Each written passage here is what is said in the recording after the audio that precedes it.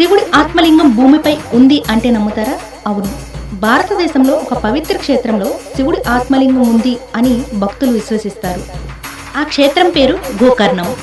కర్ణాటక రాష్ట్రంలో సముద్ర తీరాన ఉన్న గోకర్ణం ప్రకృతి సౌందర్యాలతో పాటు గొప్ప ఆధ్యాత్మిక శక్తి కలిగిన ప్రదేశంగా ప్రసిద్ధి చెందింది. ఇక్కడ మహాబలేశ్వర ఆలయం ఎంతో పవిత్రమైనది.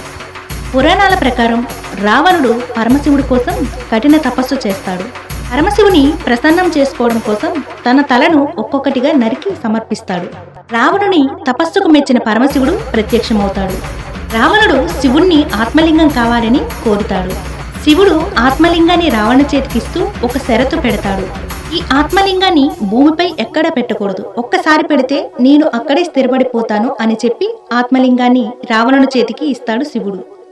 రావణుడు ఆత్మలింగాన్ని పట్టుకుని లంకకు బయలుదేరుతాడు. అది చూసిన దేవతలు గణేశుని దగ్గరకు వెళతారు.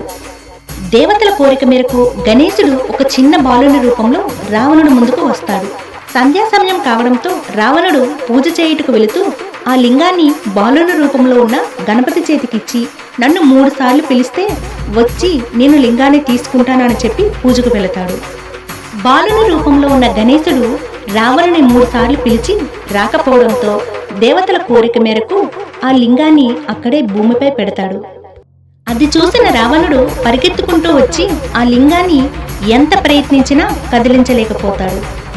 అప్పటి నుంచి ఆ ఆత్మలింగం అక్కడే స్థిరపడిపోయింది. ఆ ప్రదేశం గోవుచెవి ఆకారంలో ఉందని, అలాగే పవిత్రమైన శక్తి కలిగిన ఆత్మలింగం వెలిసిన స్థలమని భావించి ఆ ప్రదేశానికి గోకర్ణం అనే పేరు వచ్చింది. గో అంటే ఆవు, కర్ణ అంటే చెవి అనే అర్థం. ఇప్పటికీ వేలాది మంది భక్తులు గోకర్ణం వెళ్లి మహాబలేశ్వరుని దర్శించుకుంటారు. ఇక్కడకు వెళితే కోరికలు నెరవేరుతాయని, మనశ్శాంతి లభిస్తుందని భక్తుల నమ్మకం. మీకు కూడా అవకాశం వస్తే ఒక్కసారైనా జీవితంలో గోకర్ణం వెళ్ళి మహాబలేశ్వరుని దర్శించండి. మరిన్ని వీడియోల కోసం మా ఛానల్ని సబ్స్క్రైబ్ చేసుకోండి. మీకు ఈ వీడియో నచ్చితే హర హర మహాదేవ్ అని కామెంట్ చేయండి.